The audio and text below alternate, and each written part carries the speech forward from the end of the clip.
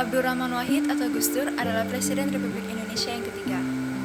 Gus Dur sendiri terpilih menjadi presiden melalui dukungan-dukungan partai politik Indonesia dan keputusan MPR untuk menolak laporan pertanggungjawaban Presiden Republik Indonesia yang ketiga yaitu B.J. Habibie.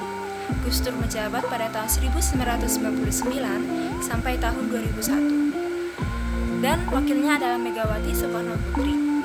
Gus Dur dan Megawati dilantik pada tanggal 21 Oktober 1999. Pada masa awal pemerintahan Gus Dur, keadaan moneter dan pemerintahan Indonesia sudah mulai pulih karena kebijakan B.J. Habibie pada masa pemerintahan sebelumnya. Dan kepemimpinan Gus Dur berakhir pada tanggal 23 Juli 2001 setelah selama 1 tahun 10 bulan menjadi Presiden Republik Indonesia.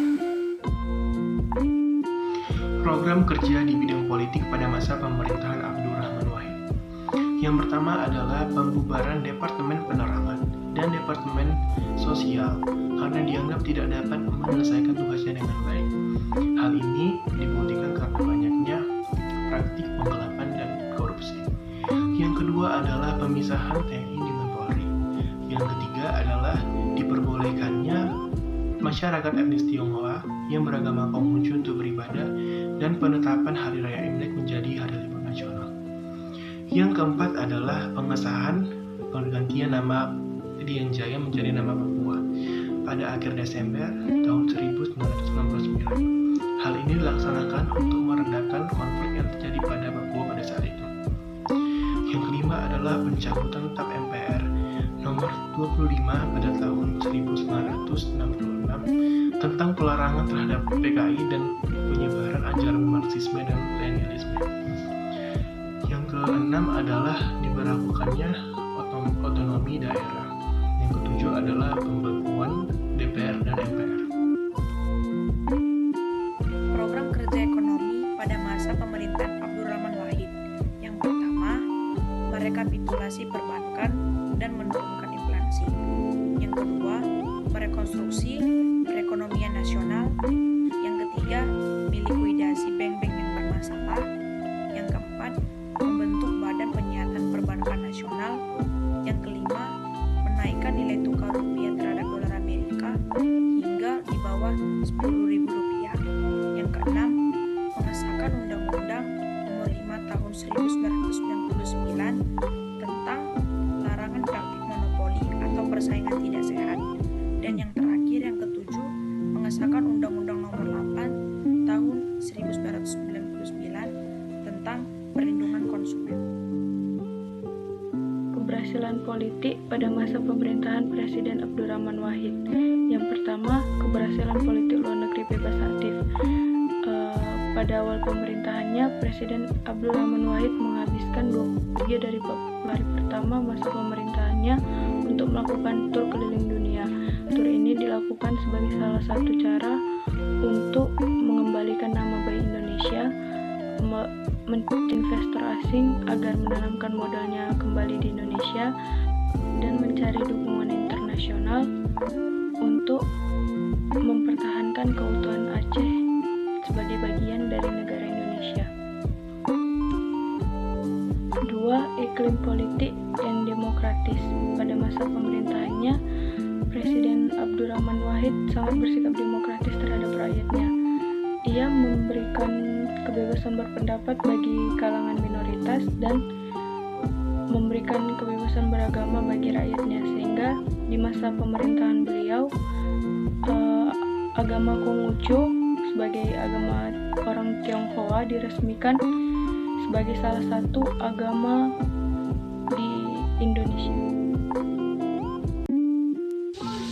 Kegagalan politik dalam pemerintahan Abdurrahman Wahid, yaitu gagalnya dalam menjalankan agenda reformasi. Hal ini dikarenakan lambatnya kinerja pemerintahan Abdurrahman Wahid atau Gus Dur dalam menjalankan roda reformasi, diantaranya dalam bidang penegakan hukum. Menurut catatan politisi pemohon, aktivis mahasiswa, dan organisasi jaringan kemahasiswaan, kinerja pemerintahan Gus Dur masih sangat memprihatinkan.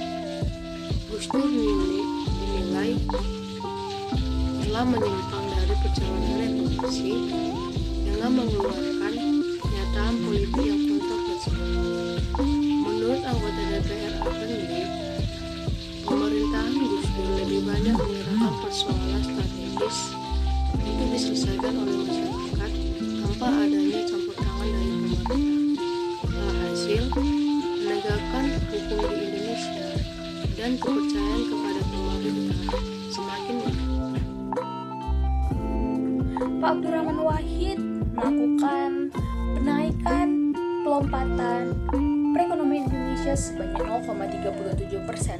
Hal ini cukup baik karena pada zaman Pak Gus Dur, beliau sangat berusaha dalam melunas hutang-hutang Indonesia. Jadi sembari dia melunasi hutang-hutang Indonesia, dia bahkan melakukan pelompatan perekonomian. Bukan cukup baik? Nah, pada zaman Pak Gus Dur, dia memiliki 3 tujuan. Yang pertama, ingin melepas Indonesia dari IMF. Yang kedua, dia ingin melakukan pertumbuhan ekonomi Indonesia dengan gerakan positif. Nah, yang ketiga, dia ingin mengurangi ketimpangan ekonomi Indonesia. Namun sayang, kan kebijakannya ini yang sangat baik, banyak sekali yang melakukan kontroversi terhadap beliau, sehingga banyak yang menduga dia ingin harus turun jabatan atau melepaskan jabatannya menjadi sebagai presiden. Nah, karena kontroversi ini banyaklah yang semakin memanas. Akhirnya Pak Abdurrahman Wahid alias Pak Gus Dur harus turun dan melepas dari posisinya sebagai presiden. Padahal dibanding dari presiden-presiden sebelumnya, presiden kita yang satu ini dialah yang melakukan pelompatan ekonomi yang sangat baik. Sebagai contoh, Pak Soekarno selama masa jabatannya hanya bisa menaikkan 0,25% dari yang sebelumnya.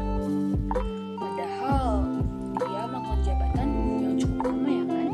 Tapi Pak Gus Dur bisa melakukannya selama 18 bulan saja loh. Yang kedua, Pak Soeharto selama 25 tahun dia hanya bisa mencapai 0,25%. Bukan melakukan pelompatan, tapi hanya bisa melakukan pencapaian 0,25% dari ekonomi kita. Nah, seperti itu. Seperti yang kita tahu juga, Pak Gus Dur ini cukup baik dan cukup bijak ya. Pada masa pemerintahan Abdurrahman Wahid, perekonomian Indonesia kembali menghadapi tantangan-tantangan yang berat. Sejumlah kebijakan-kebijakan ekonomi Gus Dur pada saat itu telah mempengaruhi iklim perekonomian Indonesia. Kebijakan ekonomi Gus Dur yang dimaksud seperti upaya mengubah independensi Bank Indonesia lewat amandemen Undang-Undang Bank Indonesia, bea masuk impor mobil mewah untuk konferensi tingkat tinggi G15 yang jauh lebih rendah daripada yang seharusnya, atau hanya 5%, seharusnya itu 75%, dan otonomi daerah yang membebaskan daerah untuk mengajukan pinjaman luar negeri yang tidak populer di masyarakat dan menuai protes. Kondisi perekonomian Indonesia pun tampak memburuk setelah sebelumnya menunjukkan gejala-gejala kepulihan pada masa pemerintahan B.J. Habibie yang meresahkan publik dan para investor.